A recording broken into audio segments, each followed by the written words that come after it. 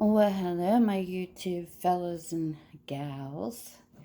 This is lot 55 in the romance, where you get 10 books for $2. And we are working on Harlequin Presents today. And the first book is called Strange Intimacy by Ann Mather. Still romance. It is Harlequin Presents 1697, and it is a 1994. Got a little writing there. That's what the book looks like, and this is what it's about. He'd always been a law unto himself. Rafe Lindsay, Earl of Invercaldy, was lord of all he surveyed. But days when a nobleman held the right to seduce any village maiden he fancied were long gone.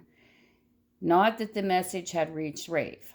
But then Isabel Jacobson was hardly a maiden. She was a widow struggling to raise an unruly teenage daughter on her own. She was also a woman who longed to feel the passion that intimacy held. So there is book number 1. Book number 2. This is Devil in Paradise by Joanna Mansell. It is Harlequin Presents 1364, and it is a 1991 copyright. That's what the book looks like. This is what it's about. Kate knew exactly what she wanted to do, since her great-uncle Henry had died and left her half share in a villa in the south of France. She would pack her things and head straight there for the summer. There was only one drawback. The other half of the villa had been left to Rafe Clarendon, a man whose reputation was legendary in her family.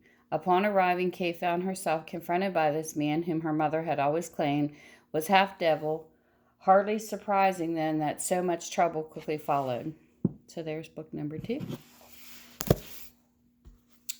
Book number 3 is Roman Affair by Rachel Lindsay. It's Harlequin Presents 172, and it is a 1977 copyright.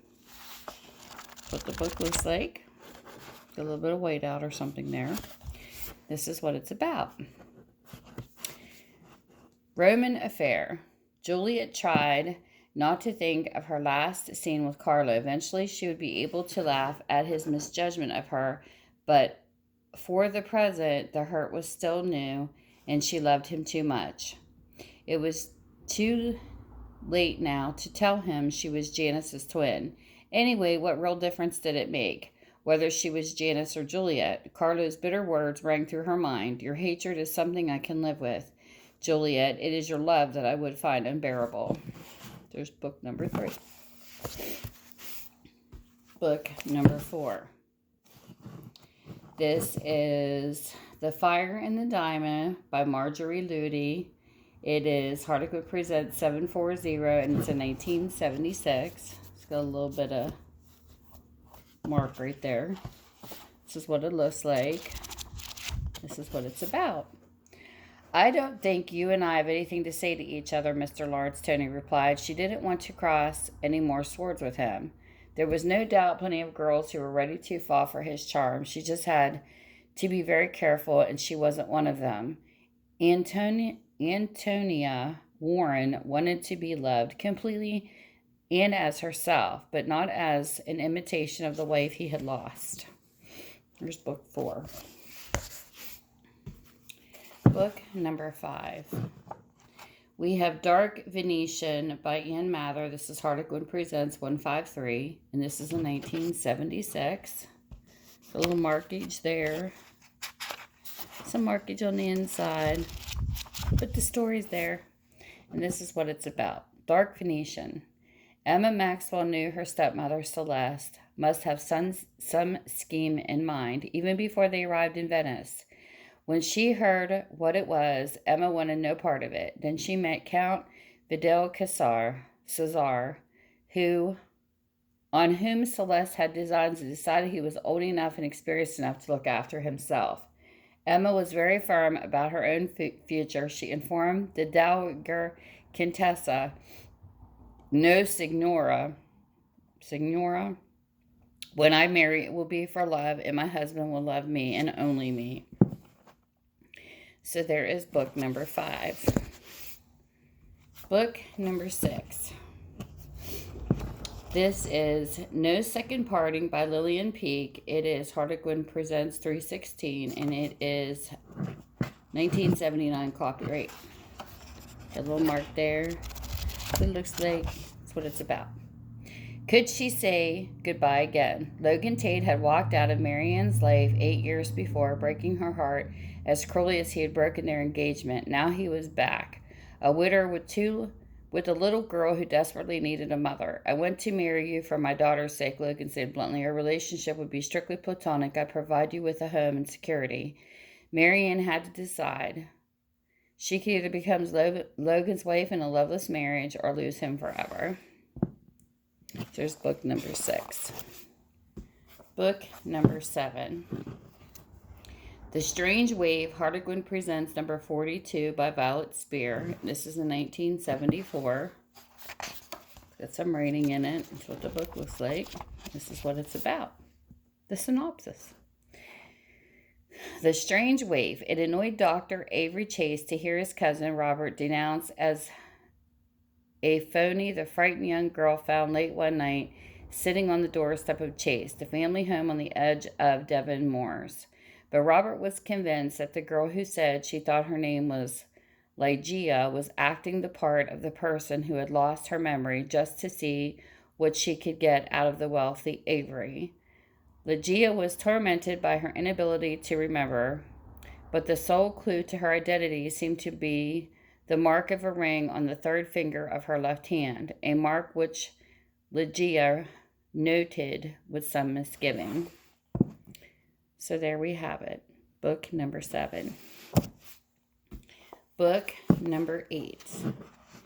This is Honey is Bitter. The Honey is Bitter by Violet Winspear. This is Harlequin Presents number 6. This is a 1973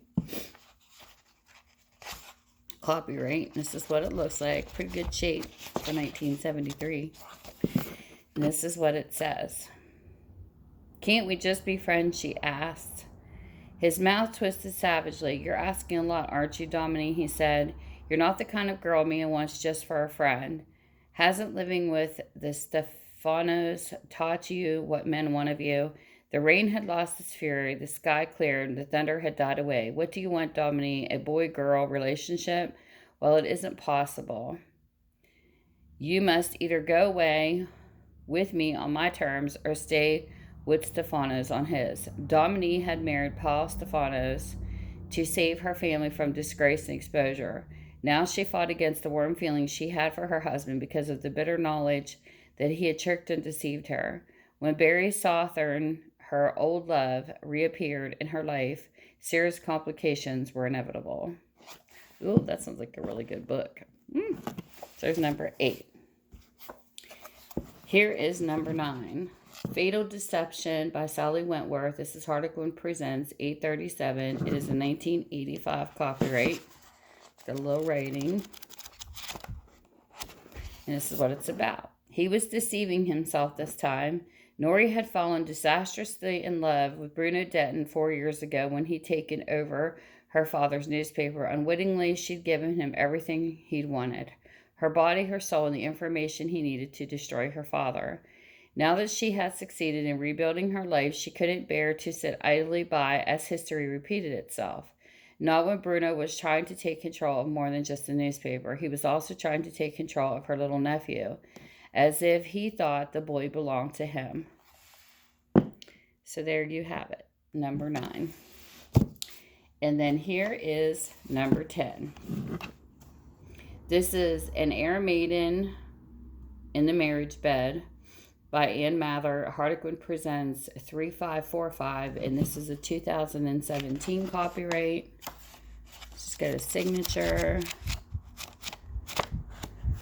That's what the book looks like, and this is what it's about. The inability to have a child left Joanna and Matt Novak's passionate marriage in tatters, but when Joanna asks her tycoon husband for a divorce, Matt makes it clear that he expects them to remain married in the most of intimate ways. As tempers flare, the raging desire between them explodes. Just once more, Matt and Joanna give in to the thrill of each other's touch. In the shattering aftermath Of their explosive encounter, they agree to part ways until Joanna discovers one tiny consequence of their night together. She's carrying Matt's baby. Woo, the intrigue. So here we go with number 10. And if you want to get a hold of me, you can do it through tammysmakeuptrace@gmail.com or Minda's Bookstore and more on Facebook. And just tell me lot 55. And I will link it to my Etsy store. And it's a special order. And then I send you the link and you go get it. And that's all there is to it. It's real simple. So with that, I hope you have a great time in whatever time zone you're in. And see ya soon. Bye.